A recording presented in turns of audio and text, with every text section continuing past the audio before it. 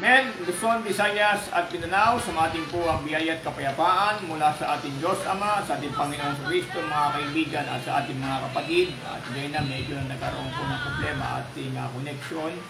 Sa lahat po ng ating mga kapatiran, binabati po natin sila ng isang magandang gabi sa pangunguna po ng ating Pastor Jeff Asper, ito po sa kaibigan at magbagin. At binabati rin natin ang ating mga kapatiran dyan sa Bagumbong, sila Brother Raymond at sila Brother Jose at sa kanilang pamilya. At dito binabati rin natin ang ating kapatid dyan sa Bulacan, Sister Arlene Guevara, at sa aking mga pamangkin, at kay Sister Ariela dyan sa Dubai.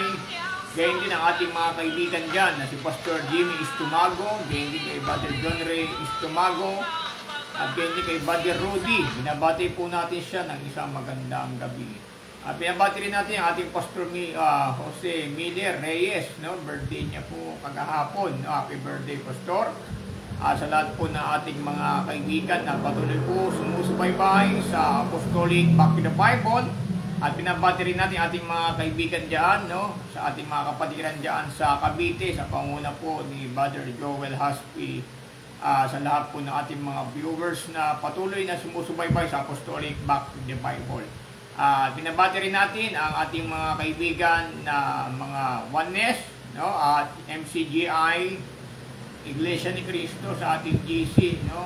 Sa lahat po ng ating mga viewers na patuloy po sumusubaybay sa Apostolic Back to the Bible. Pagpalain po kayong lahat ng ating Panginoong Kristo, mga kaibigan, at sa ating mga kapatid. At kung mayroon po tayong mga katanungan tungkol po sa banal na kasulatan, mga kaibigan, ay maaari po nating sagutin sa tulong at awa ng ating Panginoon Diyos, mga kaibigan, at sa ating mga kapatid na patuloy po sumusubaybay sa ating programa. Ngayon po ay itatapik po natin, mga kaibigan, ay tungkol po sa false prophet, no? Yung mga bulaang propeta na ito po ay iniwarning ng ating Panginoong Jesucristo. Ang pahayag niya po sa aklat ng Mateo sa 24 at ang bersikulo po ay 4. Ito po ang pahayag ng ating Panginoong Jesucristo. At sumagot si Jesus at sinabi sa kanila, "Mag-ingat kayo na huwag kayong mailigaw ni numan, sapagkat marami ang magsisiparito sa aking pangalan at mga nagsasabi, ako ang Kristo, at ililigaw ang marami."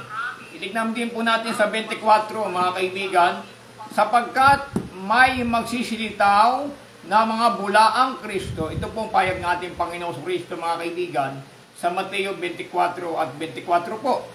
At mga bulaang propeta, at mga papakita ng mga dakilang tanda, at mga kababalaghan, na anupat ililigaw pumaari pati ng mga hirang. So mga kaibigan, ito po ay ipinagpauna na po ng ating Panginoong Kristo nang kausap niya po ang mga apostol na merong magsisilitaw na mga bulaang Kristo at mga bulaang propeta na magpapakita ng mga tanda. Hindi po natin matitrace kung ito pa ay bulaang propeta kasi nagpapakita kasi ito ng mga tanda eh. Yung iba po nagpapagaling. So, pagka nakita ng tao na yung isang nagsasabi na siya'y propeta at siya po'y gumagawa ng mga tanda at nagpapagaling, ang tao po, mga kaibigan, hindi sila magdududa na ito ay bulaang propeta, mga kaibigan, at sa ating mga kapatid. Kasi ito po ay gumagawa ng mga tanda at mga kababalaghan. Mahirap po natin na paratangan na sa diablo yung ginagawa ng bulaang propeta dahil gumagawa siya ng mga dakila at mga tanda at kababalagan, mga kaibigan at mga kapatid. Ngayon po, ito po ay pinagpauna ng ating Panginoong Kristo na hindi pala porkit ang isang nagsasabi na siya ay propeta, gumagawa siya ng tanda, siya ay nagpapagaling, ito na ay sa Diyos, mga kaibigan. Kasi ang payag kasi ng ating Panginoong Kristo, mga kaibigan, sa aklat din ng Mateo, sa 7, at ang bersikulo po ay 21, ano ang pahayag ng ating Panginoong Kristo, mga kaibigan, at sa ating mga kapatid. Ito po ang pahayag niya. Sabi niya rito, mga kaibigan, na marami, sabi rito, hindi ang bawat nagsasabi sa akin, Panginoon, Panginoon ay papasok sa kaharian ng langit, kundi ang gumaganap ng kalooban ng aking Ama na nasa langit. Marami ang mga sasabi sa akin sa araw na yaon, Panginoon, Panginoon, hindi baga nagsipanghula kami? Ito mga propeta, mga kaibigan, ito po ay mga nagsipanghula. Kami sa iyong pangalan, at sa pangalan mo'y nagpalayas kami ng mga demonyo. At sa pangalan mo'y nagsigawa kami ng maraming gawang makapangyarihan. At kung magagaya ipapahayag ko sa kanila, kailanman hindi ko kayo nakakilala. Magsilayo kayo sa akin, kayong manggagawa ng katampalasanan. Ito ang mga kaibigan, tumatawag po sila sa Panginoon. Sabi nila, Panginoon, di ba kami ay nagpapagaling? Sabi rito sa 21, hindi baga nagsipanghula kami sa iyong pangalan?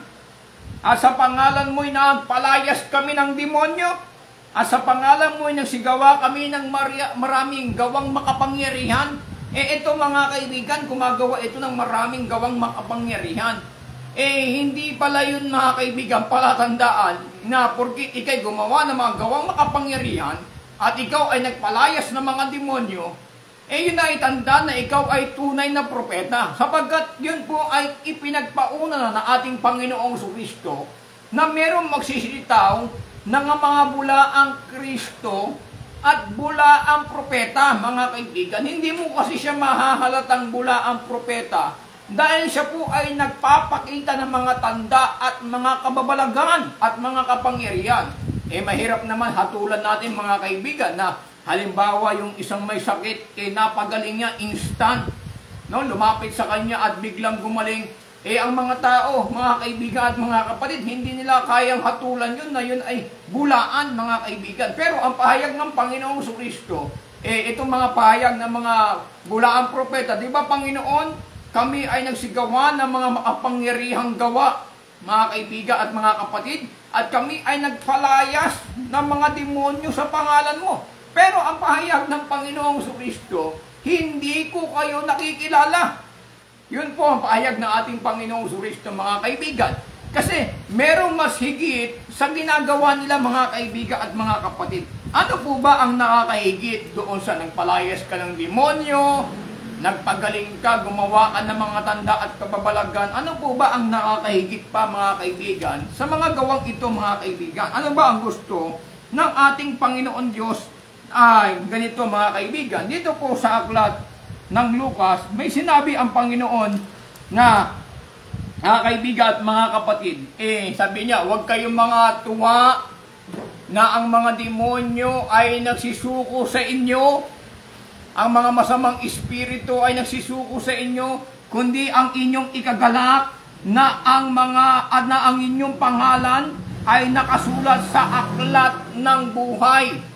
Kahit pala mga kaibigan, no, na magpalayas ka ng demonyo, magpagaling ka na may mga karamdaman, kung hindi pala nakasulat ang iyong pangalan sa aklat ng buhay, ay hindi po tayo makikilala ng Diyos, mga kaibigan at sa ating mga kapatid. Kaya sabi rito sa Lucas 10 at ang versikulo po ay 20 ay ganito, gayumay huwag ninyong ikagalak ito, na ang mga espiritu ay nagsisuko sa inyo, kundi inyong ikagalak na nangasusulat ang inyong mga pangalan sa langit. Yung pala ang kagalakan, mga kaibigan. Kahit pala magpalabas ka ng demonyo, mga kaibigan, gumawa ka ng maraming tanda na mga kababalagan, sabi niya ng Panginoon, mga kaibigan, huwag niyo ikagalak ito. Ang ikagalak ninyo na ang inyong pangalan ay nakasulat sa aklat sa langit, mga kaibigan at sa ating mga kapatid, no? Meron po tayo, mga kaibigan, nasulat yung ating pangalan sa aklat ng buhay. Kasi marami palang gumagawa ng mga kababalagan, nagpapalayas ng mga demonyo, gumagawa ng mga tandang makapangyarihan. Pero sabi ni Kristo, hindi ko kayo nakikilala. Bakit hindi nakikilala ni Kristo? Kasi yung pangalan nila hindi nakasulat doon sa aklat ng buhay. Mga kaibigan at mga kapatid. Kasi yung mga tao na hindi nasumpungan ang kanilang pangalan sa aklat ng buhay, ano ang pahayag ng aklat ng banal na kasulatan? Dito po sa Apokalipsis sa 20 at ang bersikulo po ay 15, mga kaibigan at mga kapatid. At kung ang sino man ay hindi nasumpungan nakasulat sa aklat ng buhay, ay ibinulid sa dagat-dagatang apoy. Ito mga kaibigan, pag sinabi ng Diyos, hindi ko kayo nakikilala. Kalahin mo mga kaibigan, nagpalayas na ng masamang espiritu, sila gumawa ng mga makapangyarihang tanda, ng mga kababalagan. Sabi ng Diyos, hindi ko sila nakikilala. Bakit? Hindi naman kasi sila gumagawa ng kalooban ng Diyos, mga kaibigan, at sa ating mga kapatid. Ngayon po, marami na pong mga bulaang propeta sa sanlibutan. Mga bulaang mga pastor, mga bulaang mga ngaral, mga kaibigan, at sa ating mga kapatid. Ano po ba ang ipinapangaral ng tunay na mga ngaral? Kasi ang pahayag nila, dito po sa aklat ng Roma, sa 10, ano ang pahayag ng banal na kasulatan? Kasi marami nagtatanong dito mga kaibigan, sa Romans chapter 10, ano ang pahayag ng banal na kasulatan? Sa bersikulo po ay 14, ano ang sabi ng Biblia? At paano nga sila magsisitawag doon sa hindi nila sinasampaltayanan? At paano sila magsisipangan ng paltaya sa Kanya na hindi nila napakinggan? At paano silang makikinig na walang tagapangaral? Sa 15, at paano silang magsisipangaral kung hindi sila mga sinugo? Gaya na nga ng susulat, anong pagkaganda ng mga paanyaong mga nagdadala ng masasayang balita, ng mga bagay na mabuti. Payag nila mga kaibigan, bakit ka nangangaral? Hindi ka naman sinugo. Kasi may sinasabi sila na, ang ating kapatid, ito po ay sinugo, ito ang huling araw, no? Siya ang huling sugo sa huling araw, mga kaibigan at mga kapatid. Tatanong nila, bakit ka nangangaral? Hindi ka naman sinugo ng Diyos. Mga kaibigan at sa ating mga kapatid, ano po ba ang pagkakinanlan pagka ikaw ay sinugo ng Diyos, mga kaibigan? Pakinggan niyo po sa aklat ng 1, sa 3, at ang bersikulo po ay 34.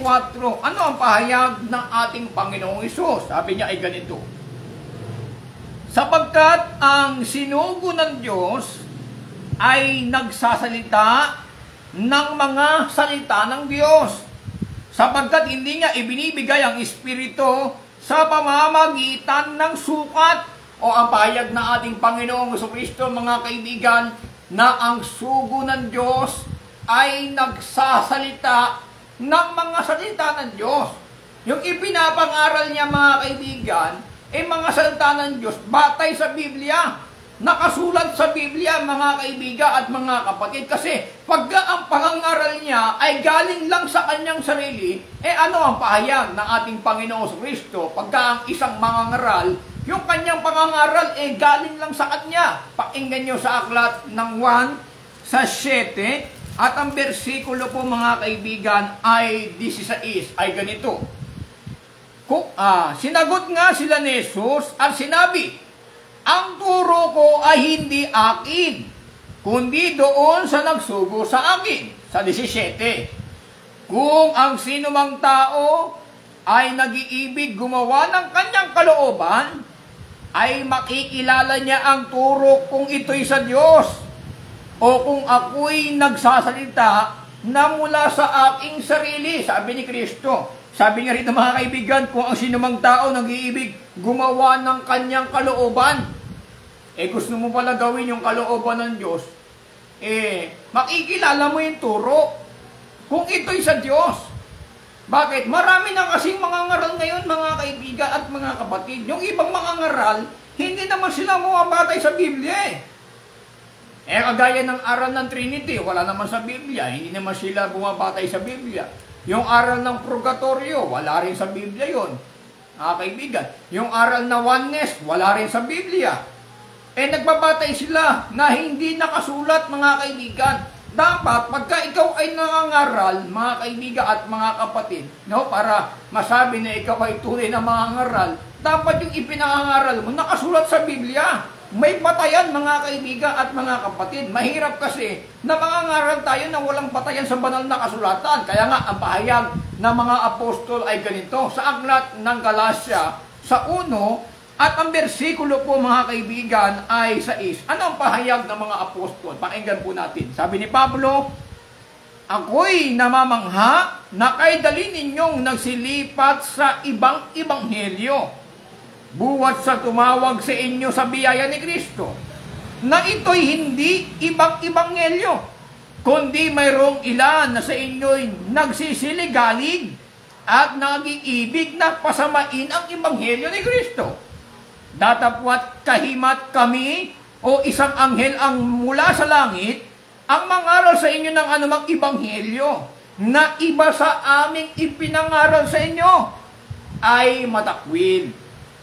Ayon sa aming sinabi ng una, ay muling gayon ang aking sinasabi ngayon, kung ang sino man ay mangaral sa inyo ng anumang ebanghelyo na iba kaysa inyong tinanggap na ay matakwil. Yung mga taga-Galacia, meron na silang ebanghelyong tinanggap na eh.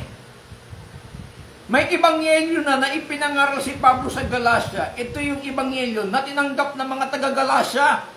Kaya yung aral na ebanghelyo na ipinangaral ni Pablo sa mga taga-Galacia, binibigyan niya warning ang mga taga-Galacia na kami maging isang anghel na mula sa langit ang mangaral sa inyo ng alimang ebanghelyo na iba sa ipinangaral namin sa inyo. Itakwin. Kahit kasama pa ni Pablo yung mangaral na hindi ebanghelyo na ipinangaral ni Pablo ng una na mga tinanggap na mga Galacia, itatakwil yung mga kaibigan. Sabi nila, kami ay sumusunod kami sa aral ng mga apostol. Ang turo namin ay nakabatay sa Biblia. Yung oneness nga wala sa Biblia Nakabatay ba sa Biblia yun? Yung ama, siya rin yung anak. Yung anak, siya rin yung ama. Ayan po mga kaibigan, ay hindi nakabatay sa Biblia na yung anak, siya rin yung ama. Kasi masisira yung identity o pagkakilanlan ng ama at pagkakilanlan ng anak, mga kaibigan at mga kapatid. Ginagawa ng oneness, yung ama, siya rin yung anak. Kaya yung pinako yung anak, pinako na rin yung ama kasi yun din yung ama, mga kaibigan. Wala pong aral ang ganyan ng mga apostol, mga kaibigan. Ang Diyos natin ay Diyos unang kaayusan. Ang nagsugo ay yung ama. Yung sinugo niya, yung kanyang anak, mga kaibigan at mga kapatid. May nagsugo, may isinugo. Yung nagsugo, yun ay tunay na Diyos. Yung isinugo niya, ipakikilala yung tunay na Diyos. Kaya nga sabi ni Kristo sa 14:1 ng 1, magsisampalataya kayo sa Diyos, magsisampalataya naman kayo sa akin. Kasi yung nagpapakilala ng tunay na Diyos, yung kanyang sinugo, na walang iba kundi ang ating Panginoong Jesucristo, mga kaibigan at sa ating mga kapatid. Yung aral ng oneness, hindi naman aral ng mga apostol yan Kasi ang pangangaral, mga kaibigan, ng mga apostol, pakinggan nyo ang sabi sa unang Tesalonica. Ano ang pangangaral ng mga apostol? Sa unang Tesalonica, sa 2 at ang bersikulo po ay 3. Pakinggan po natin, mga kaibigan. Sapagkat ang aming iniaaral ay hindi sa kamalian. Yung pangangaral pala ng mga apostol, hindi pala sa kamalian Tuloy.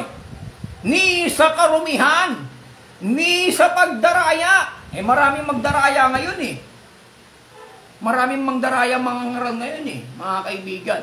Akalain mo yung isang Diyos hinati nila sa tatlo. Isang Diyos na may tatlong persona. Yung Ama, Anak, Espiritu Santo. Yung Ama, Anak, Espiritu Santo, ito mga kaibigan, iisang Diyos ito. Pero tatlong persona, mga kaibigan at mga kapatid. So, may Father, Son, and Holy Spirit. 3 and 1. Yan ang lumalabas, mga kaibigan. Kaya may nangangaral, mga kaibigan, ngayon na ang Diyos daw, hindi raw absolute one. Hindi raw talaga nag-iisang-isa ang Diyos, mga kaibigan. Kasi raw, ang Diyos daw binubuo ng Father, Son, and Holy Spirit. Yan po, mga kaibigan, ay taliwas po sa pangangaral ng ating Apostol Pablo. Na ang pinapangaral kasi ng ating Apostol Pablo sa unang Korinto 8:6, ngunit sa ganang atin, may isang Diyos lamang, ang Ama. Hindi niya sinama yung anak, hindi niya sinama yung Espiritu Santo. Kung tama yung Trinity, tama sinabi ni Pablo, ngunit sa ganang atin, may isang Diyos lamang, ang Ama, ang Anak, at Espiritu Santo. Hindi. Pero ang pahayag ni Pablo, may isang Diyos lamang. Yung salitang may isang Diyos lamang, hindi mo na pwede dagdagan yun. Sino yun? Ang Ama. Yun yung pangangaral ng mga apostol. Na ang kanilang pangangaral, mga kaibigan, sabi nila, ang aming ipinapangaral ay hindi sa kamalian, ni sa karumihan, o pagdaraya. Maraming magdaraya ngayon, mga kaibigan Yan naging problema. Minsan, kung ano pa yung pangdarayang aral, yan pa yung lumalaganap. Sila pa yung dumadami. No? Napakadami mga kaibigan at mga kapatid. Kung ano pa yung maling aral, yan yung dumadami. Yung tunay na nangangaral, yung pa yung paunti ng paunti, mga kaibigan at sa ating mga kapatid. Tama naman ang pahayag ng ating Panginoong Kristo na maluwang ang daan patungo doon sa kapahamakan. At maraming nagsisipa roon. Sa makipot na pintuan, kakaunti lamang mga kaibigan at mga kapatid. Ngayon, tuloy po natin sa 4. Sabi ni Pablo, ang aming pangangaral ay hindi sa kamalian, hindi sa karumihan, hindi sa pagdaraya. Maraming magdaraya mga ngaral ngayon Tuloy. Kundi kung paano kami ay minarapat ng Diyos upang pagkatiwalaan kami ng Ebanghelyo.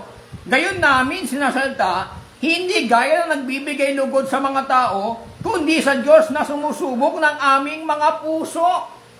Ang pangangaral pala ng mga apostol, hindi pandaraya, hindi sa karumihan, mga kaibigan, hindi sa kamalian ang kanilang pangangaral, mga kaibigan, at sa ating mga kapatid. So, yan po yan, mga kaibigan, na ipinapahayag po ng ating Apostol Pablo, mga kaibigan, at sa ating mga kapatid. Dagdagan pa natin, mga kaibigan. Dito po sa aklat ng unang Timoteo, sa 6, ano ang pahayag ng ating Apostol Pablo sa 6 at ang bersikulo po ay 3? Ano ang pangangaral ng mga apostol na ayaw tanggapin ng mga iba? Mga kaibigan at mga kapatid. Sabi rito yung ganito. Kung ang sino man ay nagtuturo ng ibang aral at hindi sumasang-ayon sa mga salitang nakagagaling, sa makatuwid ay sa mga salita ng ating Panginoong Jesucristo at sa aral na ayon sa kabanalan. Yung ipinapangaral pala ng ating Panginoong Jesucristo, mga kaibigan, yung pala ay aral ayon sa kabanalan. Yung mga ngaral pala, magtuturo po siya ng kabanalan. Aral ng kabanalan, mga kaibigan at mga kapatid. Marami, mga kaibigan, sa panahon natin na mga iglesia, ang kasuotan ng mga babae, hindi na maganda, mga kaibigan. No? Wala na yung mahinhing damit na katimtiman at hinahon, sabi ni Pablo. Marami ngayon sa iglesia, mga kaibigan, kahit ano nang isuot nila, okay na kahit na bakat yung katawan nila, okay na. Lalo na sa mga babae, mga kaibigan, sa loob ng iglesia, nakakapasok yung gawa ng sanlibutan sa loob ng iglesia, mga kaibigan at mga kapatid. Kaya nga, mayroong mga apostol na matatapang mangaral. Sinasabi nila ang totoo. No? Yung aral ng mga apostol. Ito po ang hawakan natin, mga kaibigan, at sa ating mga... Kasi marami nangangaral ngayon. Yung hindi naman aral ng mga apostol, pinapangaral nila Aral ng pastor nila, pinapangaral nila bawa, magtuturo sa iyo yung pastor mo ng mali. O turuan ka ng pastor mo ng Trinity. O kaya turuan ka ng pastor mo ng oneness. No? Hindi naman aral ng Biblia yon. O yan ang problema sa mga oneness, mga kaibigan at mga kapatid. Hindi ako galit sa kanila. Yung aral ang aking inaatake. Minsan sa kanila, mga kaibigan, ang inaatake nila yung aking personal Pero ako, mga kaibigan, aral lang. Dapat yung aral mo nakabatay sa Biblia. Nakasalig sa Biblia, mga kaibigan at mga kapatid. No? Kasi, parehas lang naman tayo gumagamit ng Biblia Pero ang mahirap lang mga kaibigan sa mga gumagamit ng Biblia, hindi sila nagbabatay sa banal na kasulatan. Yun ang nagiging problema. Kaya nga ang payag ni Pablo sa aklat ng Kolosas sa 2 at ang bersikulo po ay 8. Ano ang pahayag ng ating Apostol Pablo? Pakinggan po natin mga kaibigan. Kayo'y magsipag-ingat, baka sa inyo'y may bumihag sa pamamagitan ng kanyang filosofiya at walang kabuluhang pandaraya ayon sa salit-saling-sabi ng mga tao, ayon sa mga pasimulang aral ng sanlibutan, at di ayon kay Kristo. Maraming mga aral ngayon mga kaibigan, mag-ingat po tayo sa kanilang filosofiya, no? Na ito ay bumibihag na mga salin-saling aral, yung mga pamahiin. Tanggalin na po natin yan, hindi po yan aral ni Kristo. Yung mga pamahiin na pinangahawakan ng mga tao, mga kaibigan at mga kapatid, lalo na sa Pilipinas, napakaraming pamahiin, napakaraming kasabihan ang mga Pilipino, mga kaibigan. Hindi naman aral yan ng Panginoong Kristo, mga kaibigan at mga kapatid. Kaya, ang mga tao, diyan po ang tao nabihag sa pamahiin. Yan po ang nakakalungkot mga kaibigan at mga kapatid. Maraming naging bulag sa ating mga kababayan na kaibigan. Kasi nga, hindi nila binabasa ang banal na kasulatan kung ano ang nakasulat sa Biblia, kung ano ang pinagbabawal ng ating Panginoon Diyos. Pakinggan po natin dito po sa aklat ng Galacia, ano ang pahayag ni Apostol Pablo. Tingnan po natin sa aklat ng Galacia sa 4 at ang bersikulo po ay 8. Ito po ang pahayag ng banal na kasulatan. Gayman ng panahong yaon ay hindi ninyo pagkakilala sa Diyos, kayo'y nasa pagkaalipin ng sa katutubo ay hindi mga Diyos. Naalipin pala tayo doon sa mga hindi mga Diyos, sa mga katutubong hindi mga Diyos. Naalipin tayo doon sa mga hindi tunay na Diyos, mga kaibigan at mga kapatid. Kaya kailangan makilala natin ang tunay na Diyos. Hanggat hindi po natin nakikilala ang tunay na Diyos, mananatili po tayong alipin sa mga katutubong hindi mga Diyos. Kasi ang kalaban lang naman ng tunay na Diyos, yung mga hindi tunay na Diyos eh. Pagka may tunay, may peke, mga kaibigan at mga kapatid. Kaya nga tinawag yan na mga Diyos-Diyusan. Pag sinabing Diyos-Diyusan, hindi yun tunay na Diyos. Mga kaibigan, Diyos-Diyusan lang po yun, mga kaibigan. Parang bahay-bahayan. Hindi talaga bahay yun. Yung bahay-bahayan, ang gumagawa lang yung mga bata. Bahay-bahayan. Pero iba talaga yung tunay na bahay, mga kaibigan at mga kapatid. So, kailangan bumalik po tayo doon sa tunay ng Diyos. Kasi hanggat hindi mo nakikilala ang tunay ng Diyos, maaalipin ka ng hindi tunay na Diyos. Bakit ka maaalipin ng hindi tunay na Diyos? Kasi yung hindi tunay na Diyos, mga kaibigan, yan po ay kasinungalingan.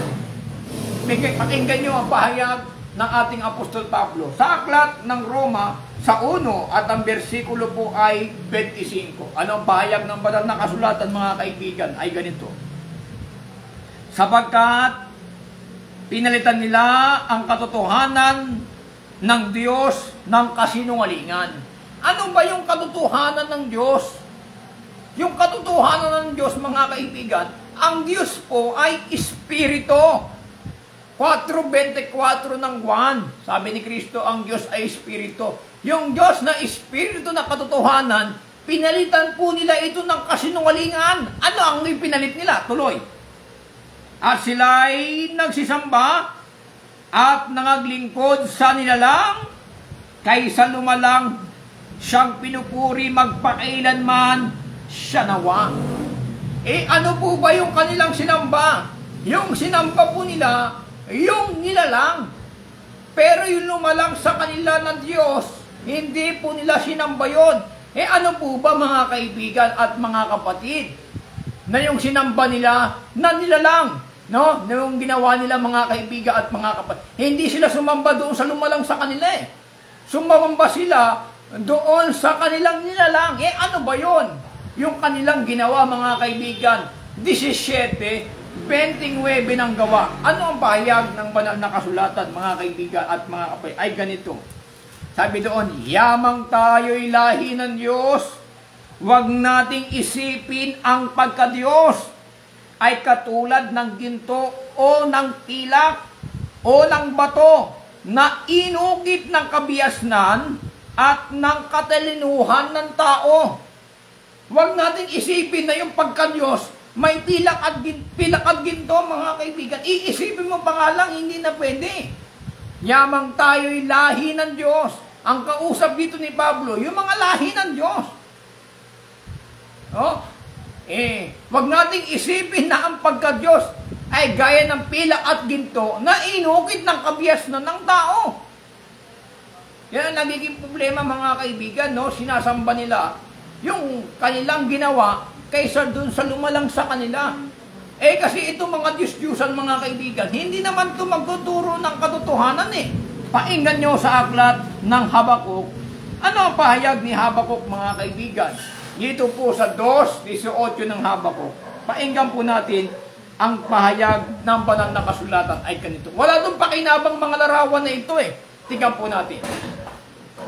Anong napapakinabangan ng larawang inanyuan na yaoy inanyuan ng manggagawan yaon ng binugong larawan na tagapagturo ng mga kasinungalingan.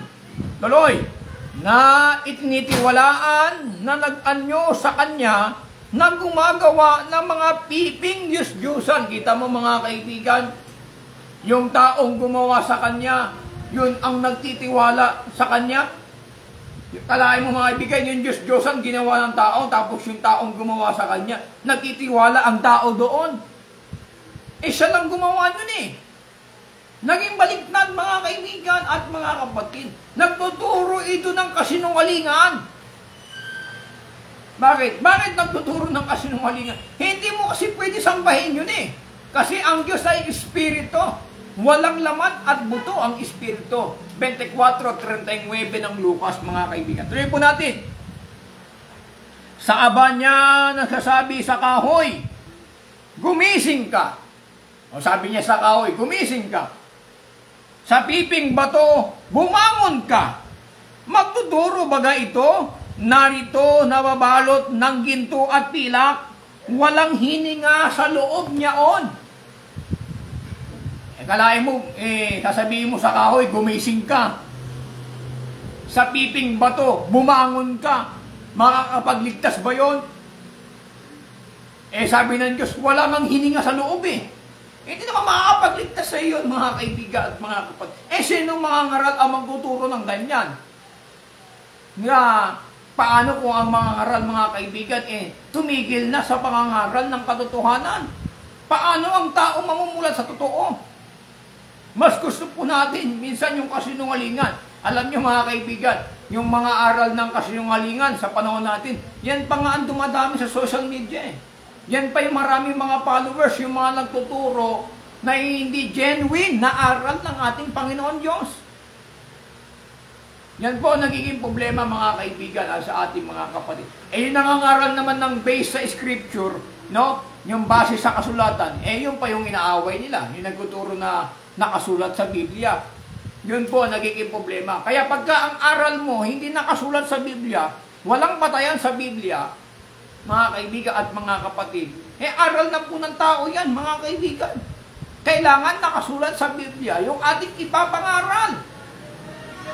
Sa ating pangangaral, hindi natin pwede dagdagan, hindi po natin pwedeng bawasan yung pangangaral natin, mga kaibigan. Sabihin natin ang totoo. Yung ipinagbabawal ang Diyos, ipapahayag po natin yung mga kaibigan sa ating mga kapatid. So, may tamang mga ngaral, may tunay na mga ngaral, meron ding mga peking mga ngaral. Yung ibang mga peking mga ngaral, yung mga peking pastor na ibang mga kaibigan, kahit gumawa kayo ng masama, okay lang eh. Kasi sabi nila, ligtas naman tayo sa biyaya. Hindi na kailangan gumawa ng mabuti. Kasi we are saved by grace. Kahit gumawa ka pala ng masama, kasi ligtas ka na, kasi nasa ilalim ka ng biyaya. O kahit gumawa ka ng masama, basta magbigay ka sa iglesia, basta mag-ikabu ka, okay lang.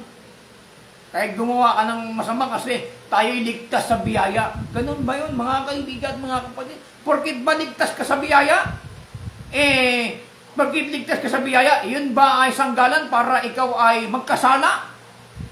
Aabusuhin ba natin ang biyaya ng Diyos? Sabi nga ni Pablo, dahil ba tayo nasa ilalim ng biyaya, magpapatuloy tayo sa pagkakasala? Kasi meron namang biyaya. Kaya mali yung interpretasyon ng iba doon sa Efeso 2:8, hindi na kailangan ng mabuting gawa. Kasi ligtas naman tayo sa biyaya kung hindi na kailangan ng mabuting gawa, anong klaseng gawa ang gagawin mo? Kailangan nga natin gumawa ng mabuti. 6:9 ng Galatia, pakinggan nyo mga kaibigan. At sa ating mga, hindi na ba kailangan ng mabuting gawa? Ito mga ngaral na ito, kalaban ni Pablo ito 6:9 ng Galatia. Pakinggan nyo mga kaibigan at sa ating mga kapatid. Ay ganito. Huwag tayong mga pagod sa paggawa ng mabuti. Huwag nga tayong mapagod sa paggawa ng mabuti. Bakit?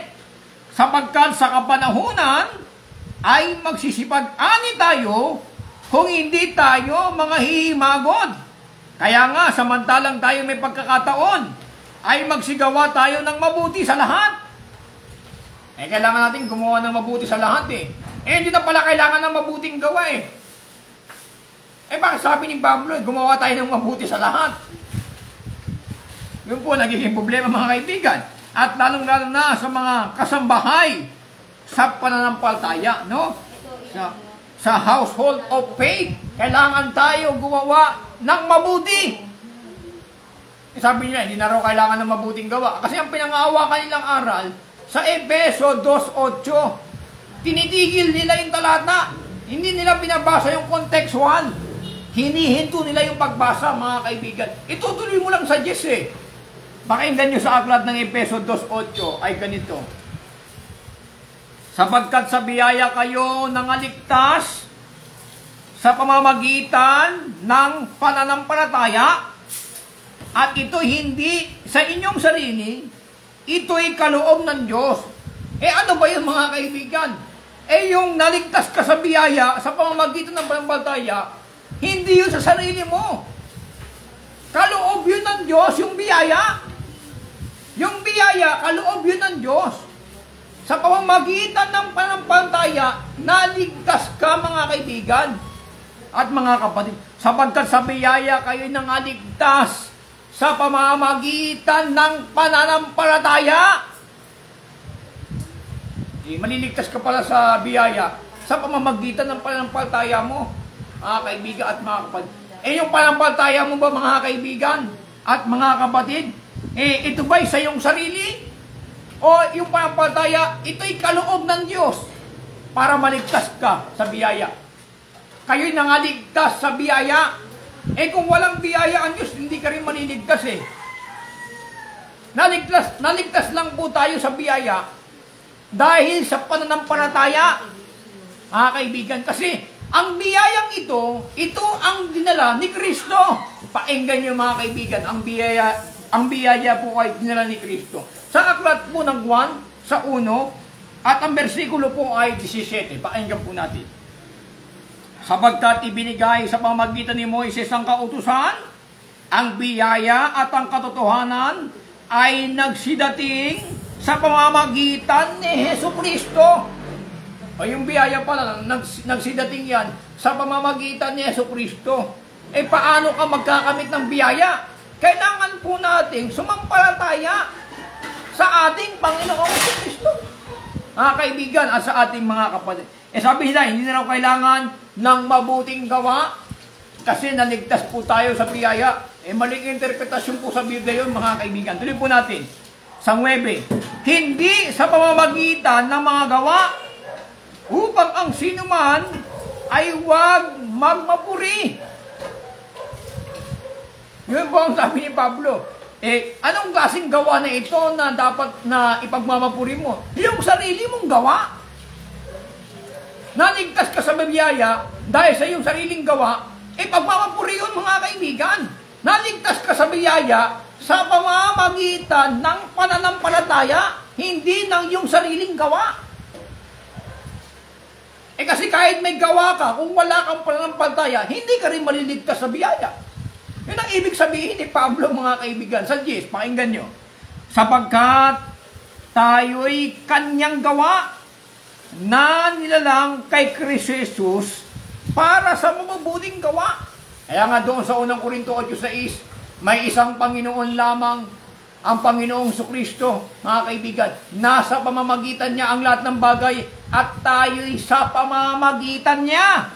Kaya nga mga kaibigan, sabi sa 10, tayo'y kanyang nilalang kay Kristo Jesus para sa mabubuting gawa na mga inihanda ng Diyos ng una upang siya nating lakaran. Meron na palang mabuting gawa na inihanda ang Diyos ng una upang siyang ating lakaran. Yung gawang mabuting ginawa ng Diyos, susundan mo na lang yon. Nalakaran rin natin yun mga kaibigan, yung ginawang mabuti ng Diyos na mga inihanda ng una. Tayo kanyang gawa, nilalang kay Kristo Jesus para sa mabuting gawa na inihanda ng Diyos mula ng una, na siya naman na dapat nating lakaran. May mabuting gawa na inihanda ng Diyos Yung mabuting gawang ginawa ng Diyos, lalakaran mo yon, susundan mo yon mga kaibigan at mga kapatid. Kaya mali yung interpretasyon nila na ligtas tayo sa biyaya, kaya kailangan kahit magkasala tayo, okay lang. Hindi na kailangan ng good works. Kasi we are saved by grace. Ganun ba ang pahayag ni Apostol Pablo sa 6:2 ng Roma? Pakinggan yung mga kaibigan. Ito kasi hindi nila binabasa ito. Ang gusto nila, gusto kasi ng pastor, pabor lang doon sa mga miyembro nila. Hindi pabor sa Biblia. Dapat mag-base tayo sa Biblia kung ano nakasulat, mga kaibigan at mga kapatid. Kasi ang gagawin kasi ng mga ngaral, pagka hindi pabor sa mga miyembro, gagawin ng mga miyembro, hindi magbibigay sa Diyos. Hindi tutulong, hindi mag-iikabo kasi hindi pabor sa kanila yung sinasabi ng pastor. Yun nagiging problema mga kaibigan Ipapangaral lang po natin ang totoo sa 6:2 ng Roma. Painggan nyo ang sabi. Sa 6:1. Ano nga ang ating sasabihin? Magpapatuloy baga tayo sa pagkakasala upang ang biyaya ay makapanagana? Huwag nawang mangyari. O kita nyo mga kaibigan, sabi ng mga ibang mga ngaral, hindi na kailangan na mabuting gawa kasi ligtas tayo sa biyaya. Hindi na pala kailangan ng mabuting gawa. Bakit ka pa nang sumasamba? Yung pagsamba ba sa Diyos, di ba mabuting gawa yun? Yung problema mga kaibigan at mga kapatid. Yung magbibigay ba ng kaloob sa Diyos, sa iglesia, hindi ba mabuting gawa yun? Di ba mabuting gawa yun? Mga kaibigan, hindi na pala kailangan ng mabuting gawa. Ano klaseng gawa ang gagawin mo? Kung ikaw ay mananampalataya, masamang gawa. Ilang naman mga kaibigan ng equivalent ng mabuting gawa saka yung equivalent niya ay masamang gawa No, yun ang may mabuti, may masama, may good works, meron ding bad works, mga kapatid, no? Kaya, mapapansin natin, sabi nila, hindi na kailangan ng mabuting gawa kasi we are saved by grace. Pero sabi ni Pablo, kalaban sila ni Pablo, mga kaibigan, at mga kapatid, sabi ni Pablo, ano nga ating sasabihin? Magpapatuloy baga tayo sa pagkakasala upang ang biyaya ay makapanagana. Huwag nawang mangyari. Sa 14, basahin natin, ay ganito. Sapagkat ang kasalanan ay hindi makakapaghari sa inyo sapagkat wala kayo sa ilalim ng kautusan, kundi sa ilalim ng biyaya. Tuloy, ano nga? Magkakasala baga tayo dahil sa tayo'y wala sa ilalim ng kautusan, kundi na sa ilalim ng biyaya? Huwag nawang mangyari. Hindi ba porkit wala ka sa ilalim ng kautusan, magkakasala ka na kasi nasa ilalim ka ng biyaya. Pag nasa ilalim ka ng biyaya, sabi ni Pablo, tayo'y kanyang ginawa kay Kristo Jesus para sa mabuting gawa. Hindi porkit nasa ilalim ka ng biyaya, hindi ka nagagawa ng mabuti. Gagawa ka pa rin ng mabuti, mga kaibigan. Hindi porkit we are under the grace, lalabag na tayo doon sa kautusan. Yun ang ibig sabihin ni Pablo, mga kaibigan. Pero pilit ito ng iba na para maging pabor sa kanilang miyembro. Ay, pwede kayo gumawa ng masama. Kasi ang dumating ang biyaya ni Kristo. Ang tinawag ni Kristo, mga makasalanan, hindi matutuwid. Bakit ba tinawag ni Kristo yung mga kasalanan? Mga kaibigan at mga kapatid. Para hindi na maging makasalanan. Bakit hindi niya tinawag yung matutuwid? Sabi niya, ako'y naparito hindi dahil sa matuwid. Pinahayag na nga ni Kristo Yung may karamdaman, hindi kailangan niya ng manggagamot. Yung may karamdaman, ang nangangailangan ng manggagamot, mga kaibigan at mga kapatid. Bakit? Kasi yung kautusan, hindi namang ginawa para sa taong matuwid Pakinggan niyo, mga kaibigan, ang pahayag ni Apostol Pablo. Ginawa ba ang kautusan dahil sa taong matuwid? O ginawa ang kautusan dahil sa mga taong makasalanan? 1:8 ng unang Timoteo, mga kaibigan. Tingnan po natin ay ganito. Datapwat nalalaman natin na ang kautusan ay mabuti kung ginagamit ng tao sa matuwid. Yamang nga laman ito na ang kautusan ay hindi ginawa dahil sa taong matuwid. Matuwid na nga yung tao sabihin mo sa tao, huwag kang papatay, huwag kang magnanakaw. Hindi na nga pumapatay Hindi na nga nagnanakaw Hindi na nga sumasaksi sa hindi katotohanan. Pagbabawalan mo yung matuwid na, huwag kang papatay, huwag kang sasamba sa Diyos. Matuwid na nga yun Ang pagbawalan mo, yung gumagawa ng hindi matuwid. Kasi ang kautusan para doon sa mga hindi matuwid yon. Tuloy, pasahin natin, mga kaibigan. Yang mga lamang ito na ang kautusan na hindi ginawa dahil sa taong matuwid, kundi sa mga walang kautusan at manggugulo dahil sa masasama at mga makasalanan, dahil sa mga di banal at mapaglabastangan, at dahil sa nagsisipatay sa ama at sa nagsisipatay sa ina, dahil sa mga mamamatay tao. Ikaw ba, pwede mo pagbawalan yung matuwid? Huwag kang papatay, matuwid na ngayon. Pagka matuwid, hindi napapatay yun. Kaya sabi ni Kristo, hindi ibinigay ang kautusan dahil sa taong matuwid, kundi ibinigay ang kautusan dahil sa kasalanan, mga kaibigan. Kaya nga 10 utos para sa Israel Ang unang utos, huwag ka magkakaroon ng ibang Diyos sa harap ko. Di ba, mga kaibigan? Pag mo silang luluhuran o paglilingkuran man, sapagkat ako'y Panginoon mong Diyos ay Diyos na mapanibuguhin. Inutos na nga ng Diyos yung 10 utos ginawa ng mga Israelita, gumawa sila ng guyang baka Yun na nga may utos, nakalabag pa bakit binigyan ng Diyos ng kautusan ng mga Israelita? Kung matuwid na sila, dapat wala ng utos ang Diyos sa mga Israelita kung matuwid na ang Israel. Kaibigan, sa ating mga kapatid. No? Kaya, tayo po'y naligtas sa biyaya, pero hindi porkit tayo ay naligtas sa biyaya, gagawa na tayo ng masama. Hindi. Kasi sabi ni Pablo, tutuloy lang po natin ang basa Sa 8 yun siya sabi nilo na tayo ay nangaligtas sa pamamagitan ng biyaya. No? We are saved by grace through faith. No?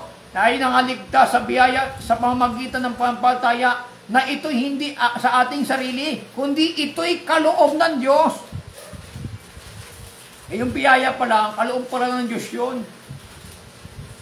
Maliligtas ka, mga kaibigan, sa pamamagitan ng pampalaya. Hindi sa iyong sarili yun, mga kaibigan at mga kapatid. Kasi kung ikaw ay naligtas sa biyaya dahil sa iyong sarili, hindi dahil sa pampalaya, pwede ka magmalaki. Naligtas naman ako, hindi naman dahil sa pampalaya Naligtas ako dahil sa akin sarili. Pwede ka magmalaki sa Diyos. Pero hindi. Naligtas ka sa biyaya dahil sa pananampalataya kay Kristo. Hindi dahil sa iyong sarili, mga kaibigan. Kaya, dahil naligtas ka sa biyaya, sa pampalaya kay Kristo, tayo kanyang gawa na ginawa kay Kristo para sa mabubuting gawa. Kaya mali yung interpretasyon ng iba na hindi na kailangan ng gumawa ng mabuti. Bakit ka pa sumasamba? Hindi na pala kailangan ng mabuti. Di matulog lang sa bahay mo. Huwag ka na sumamba. Kasi hindi na kailangan ng good works Kaibigan. Utos ni Pablo, no? Sa 10:25 ng Hebreo, huwag nating pabayaan ang ating pagkakatipon na gaya ng ginagawa ng iba. Ginagawa ng iba mga kaibigan, kahit di na kayo magsamba, ang katwiran ng iba, kahit hindi na ako sumamba, kahit sa bahay lang ako, manalangin lang ako, okay na Kahit saang lugar, manalangin ako, okay na ano pang silbi ng tinayo ni Kristong iglesia? Ano pat ang Panginoong Jesucristo? Itinayo niya ang kanyang iglesia. Kung hindi pala kailangan ng iglesia. Mga kaibigan, sa ating mga kapatid, sabi ni Kristo sa ibabaw ng batong ito, itatayo ko ang aking iglesia. Mga taong tinawag.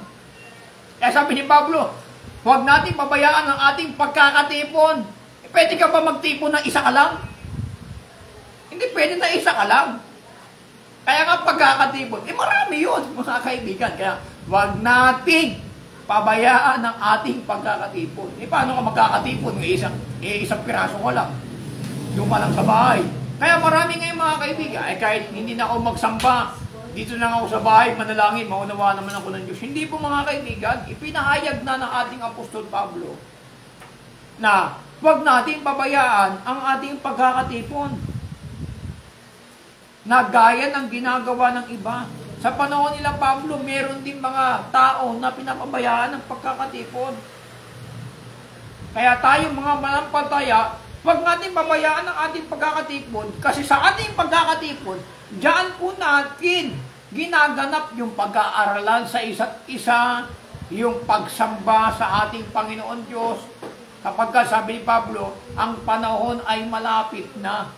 Mas maganda dumating ang Panginoong Kristo, manatnan ka niya doon sa pagkakatipon.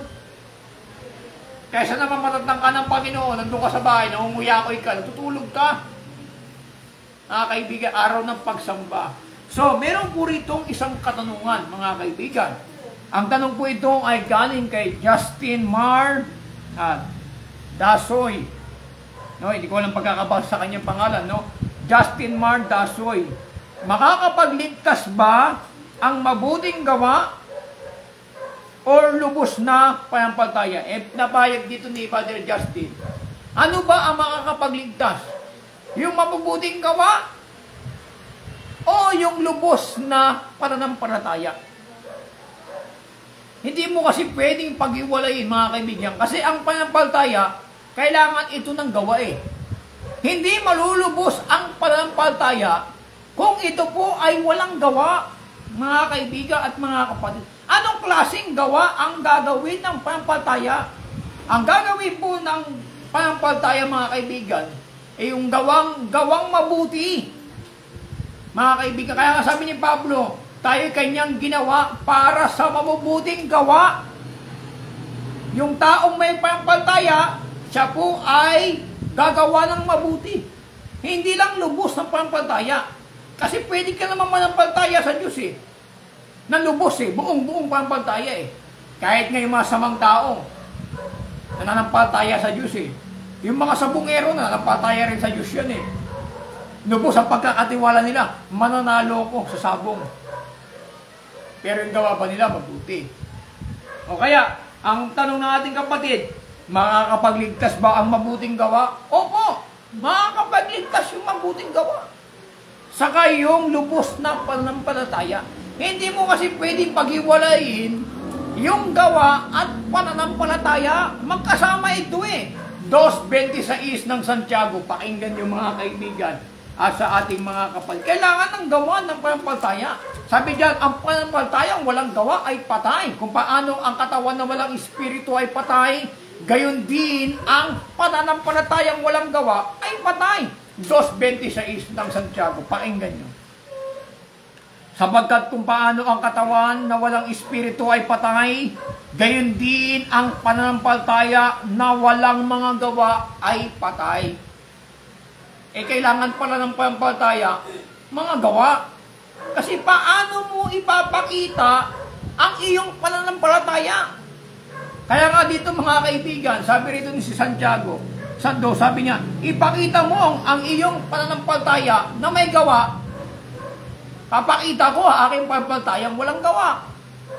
O mahirap naman yung pananampalatayang walang gawa mga kaibigan. maigi mga kaibigan, basahin natin mga kaibigan ang pahayag ng banal na kasulatan. Dito po sa aklat ng Santiago, sa 2, at ang persikulo po ay 14, ay ganito. Anong pakikinabangin mga kapatid ko, kung sinasabi ng sinuman na siya'y may pananampalataya, ngunit walang mga gawa, makakapagligtas baga sa kanya ang pananampalatayang iyan? Tinatanong ni Santiago yung pananampalataya bang walang gawa? Sabi ni Santiago, makakapagligtas ba yan sa kanya? O tuloy, anong sabi? Kung ang isang kapatid na lalaki o babae ay hubad na walang kakanin araw-araw, at ang isa sa inyo ay magsabi sa kanila, magsiyaong kayong payapa, kayo'y mangagpainit at mangagpakabusog, at kayo hindi ninyo ibinibigay sa kanila ang mga bagay na kinakailangan ng katawan, anong mapapakinabangan dito? Tuloy natin. Gayon din naman ang pampaltaya na walang mga gawa ay patay sa kanyang sarili. Bawa, meron kang kapatid, no? Araw-araw nakikita mo siya hubad siya, wala siyang makain araw-araw. Sabihin mo, bro, lumayo ka. Magpakabusog ka, magpakainit, magpakabusog ka. Sabi diyan mga kaibigan ng talata, no? Hindi mo naman binigay yung kanyang pangangailangan. Pwede ba na sabihin nga lang, kakain ako ng tinapay? Kasi mga kaibigan, mga kapay, pinapakita kasi ni Santiago na kailangan yung ating pambaltaya merong gawa. Hindi ka mabubusog kung hindi ka kakain. Mga kaibigan at mga kapatid. Kasi yung panampalataya mga kaibigan, kailangan ito makita Magiging buhay ang panampalataya kung ito po ay makikitang may gawa. Kasi ang panampalatayang walang gawa ay patay. Kaya nga pinapakita mga kaibigan, tuloy pa natin mga kaibigan. O sasabihin ng isang tao, ikaw ay mayroong panampalataya at ako'y mayroong mga gawa. Ipakita mo sa akin ng iyong panampalataya na hiwalay sa mga gawa. Paano mo mapapakita yung pananampalataya na hiwalay sa mga gawa? May panampalataya ka nga sa Diyos. Hindi mo mamahal ang kapwa mo. Wala rin. Kaibigan, may panampalataya ka sa Diyos. Yung kapatid na nagugutom, na uuhaw, hindi mo mapakain. Walang kwenta ang panampalataya mo. Ang sumasampalataya sa Diyos, mga kaibigan, kailangan din umibig sa kanyang kapatid. Kasi ang utos ng Panginoong Jesucristo sa aklat mo ng unang Juan, sa 3 at ang bersikulo po ay 23, anong utos ng ating Panginoong Jesucristo ay ganito.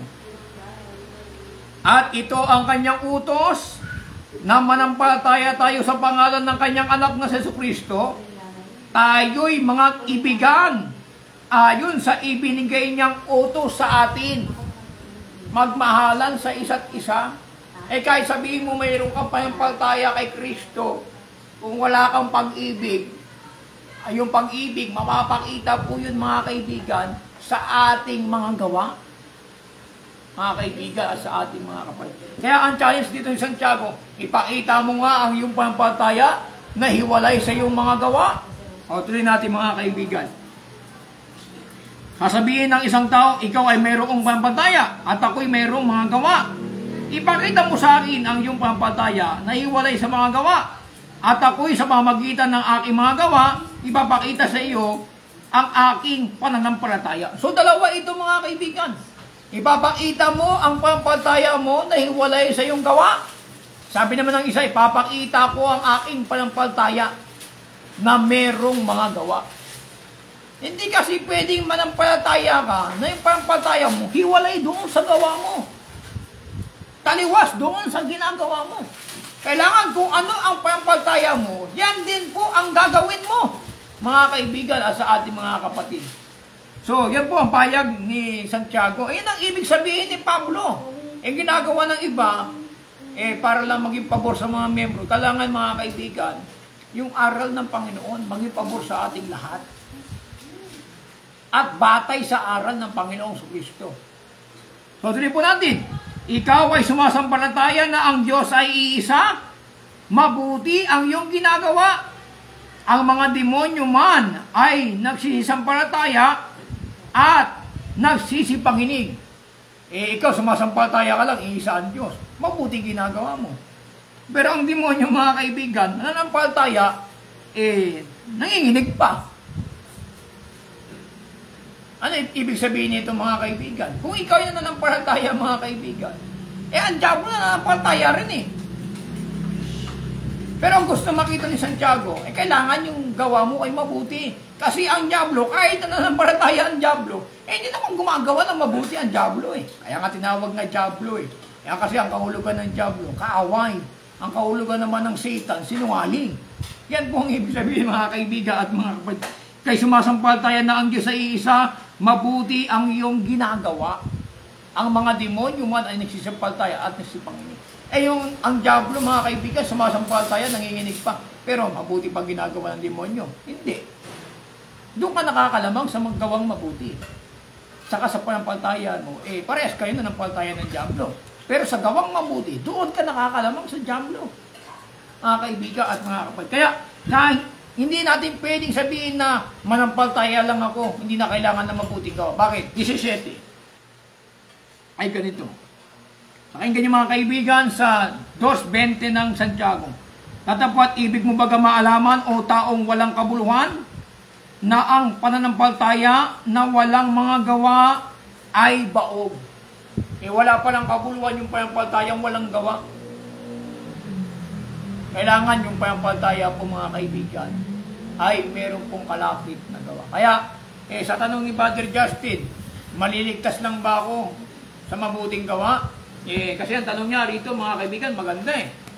Makakapagligtas ba ang mabuting gawa o lubos na pananampalataya? Magkasama po yan, mga kaibigan. Yung lubos na pananampalataya at yung gawang mabuti, mga kaibigan. Kasi hindi niya ito ni-clarify kung mabuting gawa ba. Kundi sabi rito, mabuting gawa. Anong klaseng gawa ito?